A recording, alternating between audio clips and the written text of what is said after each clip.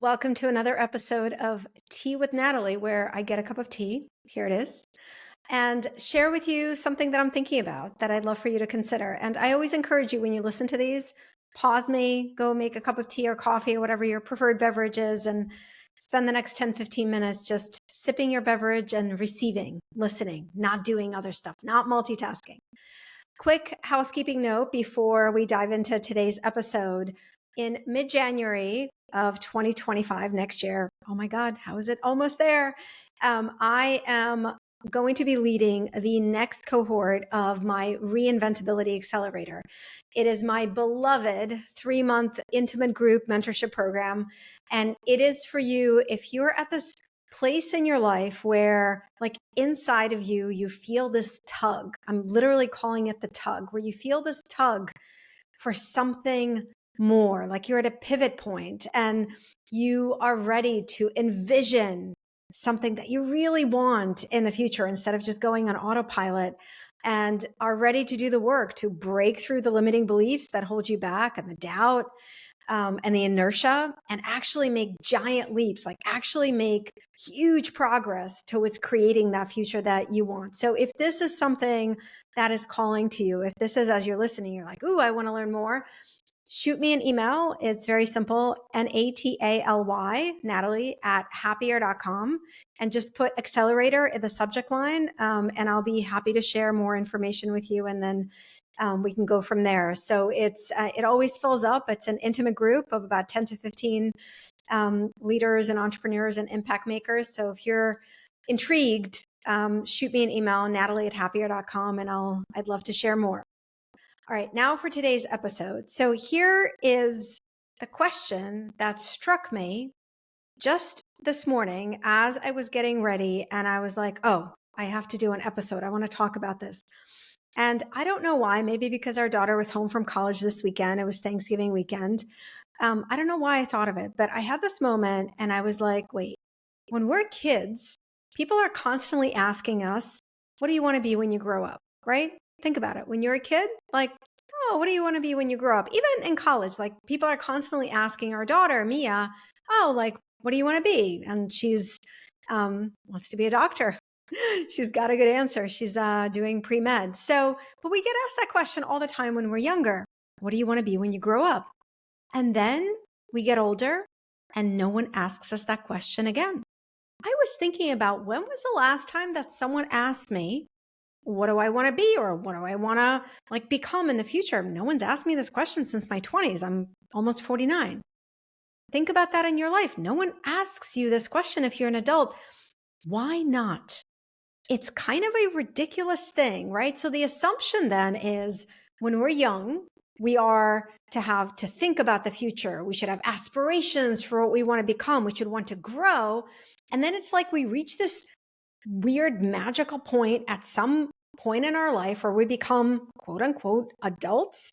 And what? We're supposed to not want things in the future anymore. We're not supposed to want to grow. We're not supposed to have any future aspirations for the future self we want to become.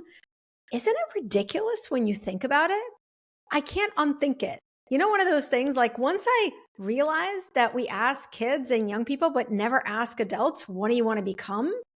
It's kind of ridiculous. I can't not think about it. And it led me to think about this question that I have been asking my mentorship clients, people in the Reinventability Accelerator, my keynote audiences.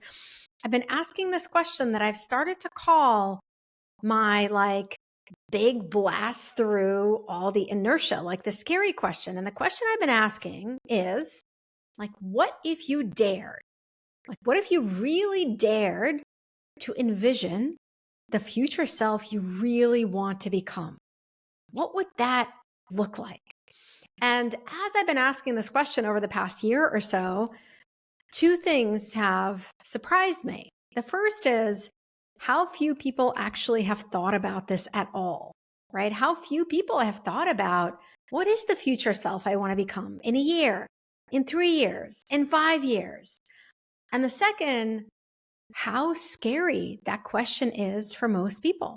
Like, it is scary to think about what we want in the future. And so I've been thinking about that because it's kind of become, as I said, like it's become a core unlocking question that I use in my mentorship work and in my workshops to get people to come out of like this stupor, I call it, of inertia, of this assumption that we all take on that we get to, especially, if we're in midlife. And I just have to be honest with you, I kind of hate this term midlife because, well, how long is midlife, right? Is it 10 years? Is it our 40s, 50s? We're all living longer. But let's just, for the sake of argument, whatever that means to you, especially if we're in midlife, I find, and a lot of women tell me this. Now, I don't know if I'm not making a judgment here. I tend to work more with women, not exclusively, but more. But a lot of women tell me it's like when they're in their 50s, late 40s and 50s, is like, oh, I like feel discarded by the world. I feel almost irrelevant. And I think a part of that is we're just assumed to be done becoming, right? We're done becoming. We've become. We're like, whoever you are, that's it. And I just think that's a bunch of bullshit. Okay. I don't know if I'm supposed to beep this out or not. But I think that's a bunch of bullshit because the essence of what it is to be human is to grow and evolve. That is what aliveness is. That is what it means to be alive. There is absolutely nothing in nature that is static, right? Things are always evolving and growing. And as humans, that is what we're meant to do. There isn't a point in our lives where we're supposed to stop doing that. And yet, no one's asking adults what we want to become. And yet we get to midlife and it's kind of like, oh, you're done. And even I'm going to have to do a whole separate episode on this ridiculous idea of retirement. I'm not going to get on my soapbox now. I'll do an episode about it. But I cannot tell you how many incredible people I work with in their 50s and 60s who come to me and they're like, well, I'm supposed to be retiring in 5 years or 10 years, or I've retired and I guess I'm supposed to be just quietly enjoying life, but I don't want to do that. I feel like there's so much more for me to contribute, so much more that I want to experience, so many ways that I want to evolve and grow. And so I really want you to think about that. And I want you to dare yourself. I really want you to dare yourself to ask yourself this scary question and this beautiful question of like, who is the future self that I really aspire to become? Think about next year, think about 5 years, think about 10 years. What is the future that you want to experience? And I want you to think less about like, here's a job I want to have, or here's the specific circumstances, and more about how do you want to experience life, right? Because we always start with a feeling. The story that comes to mind as I'm talking about this, I've shared before in my emails and my books that I started to paint when I turned 40. And if you're watching this on YouTube, you can see a bunch of my art behind me. If you're listening to this, you can just, there's a link in the show notes to watch this and other episodes on my YouTube channel so you can see the art. And well, how did that happen? I wanted to paint my whole life. Like I had this part of me who was an artist that was always trying to come out. And I never really let myself, other than a little bit of painting when I lived in Japan for a semester during college. I took a class in Japanese sumie, like the bamboo, the black and white painting.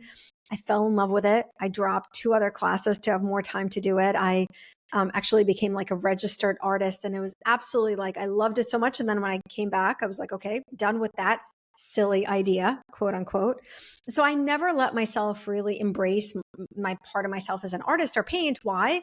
Because it didn't fit into this self-concept that I had of myself. And my self-concept was, I'm a caretaker for my family. I'm the caregiver. I was a primary breadwinner for most of our lives. And I am like, I'm supposed to be, I'm becoming a successful business person, an entrepreneur. And painting just didn't have anything to do with that.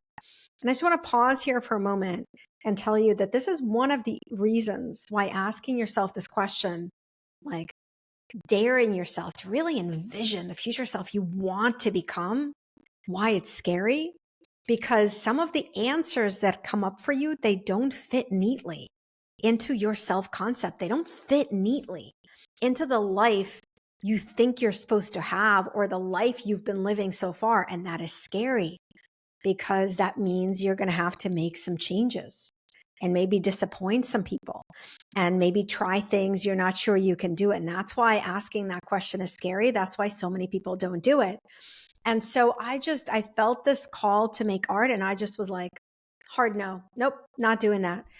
And then when I was around 40, I went through a really difficult time in my life. I've written 2 books about it. I'm not going to go into detail on this episode, but I burnt out. It was more than that. I kind of went through the dark night of the soul. I'd been so disconnected from myself for so long, doing all the things I thought I should be doing and not listening to what felt good to me, not really being in touch, not having any sense of like who I was or what I wanted to do. And so I went through this really difficult few years where for the first time in my life, I had to learn to ask these questions. Well, like, what do I want to do? Oh my God, that was the scariest thing in the world. I wasn't used to that question. That question felt ridiculous, but I asked myself, and one of the things that came up, not surprisingly, is I want to paint. And I was turning 40 and my life was, it was just a mess. I just laid off my team from this company that I'd started called Happier, that we'd built this really popular gratitude app that we eventually had to shut down. I'd laid off my team. I couldn't really function very well, very painful time. And the thing, not only did it come to me that I wanted to paint, but because I was turning 40, I was like, well, what I really want to do, ready for this? I'm laughing with love for myself. I was like, I want to go to Tuscany and I want to be like Diane Lane in that movie, Under the Tuscan Sun. And I want to stand in a field of sunflowers and a big hat and a flowy dress. And I want to paint. Well, there's so many funny things about that, including the fact that if you've seen Under the Tuscan Sun, Diane Lane does not paint and does not stand in a field of sunflowers. So I just kind of layered that image on, but that was my image. And, in that, and I really encourage to pause right now. I want to pause and I want you to think about if you just ask yourself right now, what is something I really want to do without constraints? What comes to you? And I want to tell you, whatever that is, for me, it was this kind of ridiculous idea to go to Tuscany and paint. In that is the feeling that you want to experience. Because what I really wanted to experience was the freedom to be myself. That image, like Diane Lane goes in the movie, I think she gets a divorce, her life is in shambles. She goes to Tuscany and she falls in love with this really old house that she starts to restore, and it's difficult, but she actually uncovers herself in it, in the whole process of being there. So for me, and I didn't realize this at the time, but the whole go paint in Tuscany was really about, I just wanted to feel free to be myself. I wanted to feel free to do something that I wanted. And so I did not want to do it because I didn't want to spend any money on myself. That's this whole other story that I had to work through, that I just want you to think about as well. My story was, my company, the company I ran, I didn't make it successful. I'm not working right now. No way am I going to spend money on myself, is an interesting story that we come up with. We come up with all these reasons why we don't deserve to invest in ourselves, right? Really wasn't about the money. I had the money, a couple $1,000s to fly there and pay for the painting workshop. It was that I didn't feel I deserved to do something just because I wanted it. And I want you to think about whether that shows up in your life. And I'm going to do a whole episode about money, but I just want you to think about that. So with a lot of prodding from my friend, and I was turning 40 and I was like, okay, I'm going to do this ridiculous thing for myself for my birthday present. I went to Tuscany. I signed up for this watercolor workshop.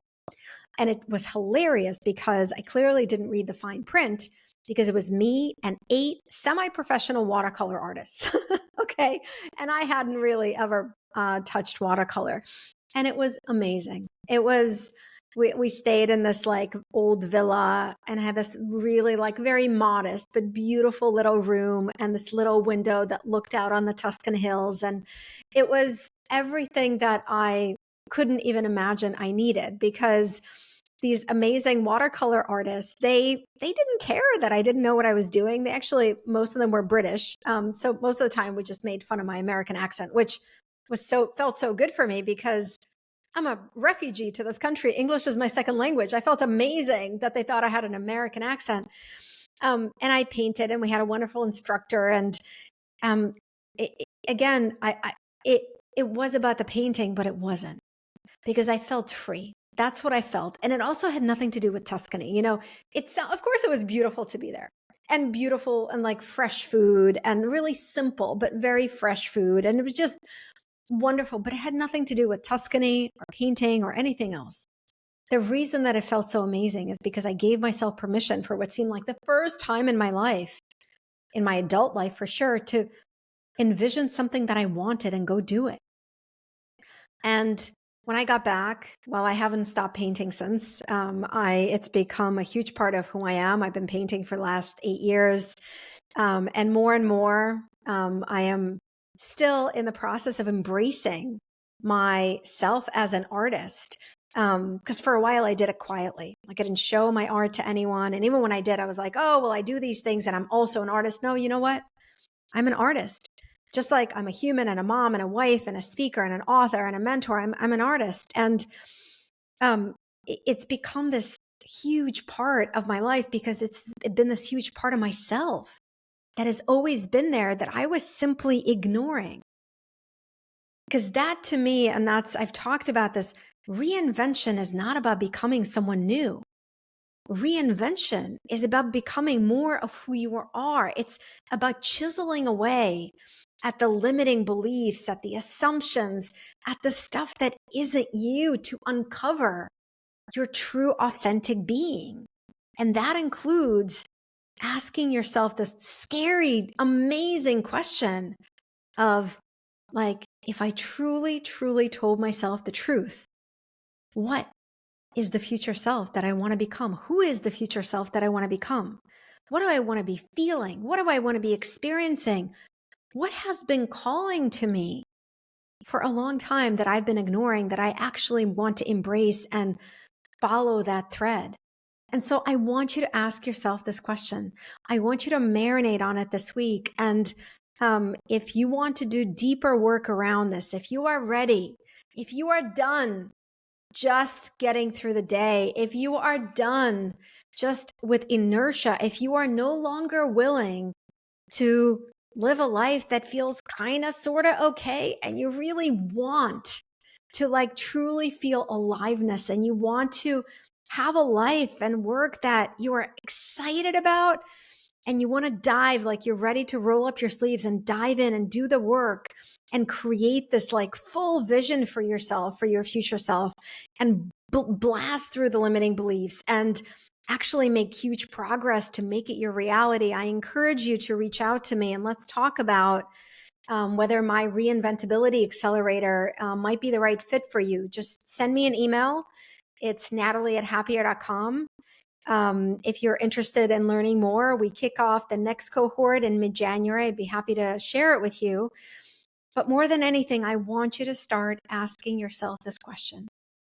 I want you to start asking yourself, what do I want to become? I want you to get rid of this idea that you're not a kid anymore, or that you're in midlife, or you're supposed to be retired. Throw away all those labels and recognize that you are becoming. You are always becoming, and you want to become with intention. And so ask yourself today, tomorrow, this week, journal about this. Who is the future self I want to become? Not should become, not I think I should, not would please other people, but who's the future self that I really want to become? What do I want to feel? What do I want to experience? I want you to think about, what is your equivalent of my going to paint in Tuscany? And however scary it is, whatever comes up for you, however silly it might seem, however like, oh my God, no, don't let it go. because that is the seed. It's already in you. If something comes for you into your mind when you ask yourself this question, it's already part of you. And I would venture to say that as challenging, as scary as it might be, it is your responsibility to follow that thread, to grow and water that seed, to get curious. Oh, that's interesting. Oh, there's this part of me that I haven't explored that is really calling to me. What could I do about that? What's something I could do to start exploring that? Because you are not done becoming. You are never done becoming. And to me, this is the beautiful part of what it means to be alive, is that we never stop growing. We never stop becoming. And it begins with our reinvention, our growth, our flourishing forward. It begins with us asking ourselves this question: who is the future self that I truly want to become? What is the future that I really want to experience? And I'd love to hear what comes up for you. I'd love to hear how this resonates with you. I'd love to hear what your answers might be. So I always want to hear. I love hearing from you. So send me an email, Natalie@happier.com. I love hearing from you. And clearly this is a topic I care so much about. I haven't even taken a sip of my tea as I've been talking, because it's just something that is like was burning in me. So I'm going to do that now before my voice gets totally scratchy. Thank you, as always, for being here, for opening up your mind and your heart to me popping into your ear, to these conversations. I'm so grateful, even though I don't see you, to have these conversations together. And I hope you have a really inspiring week as you contemplate and marinate on this question of who is the future self that I really, truly want to become.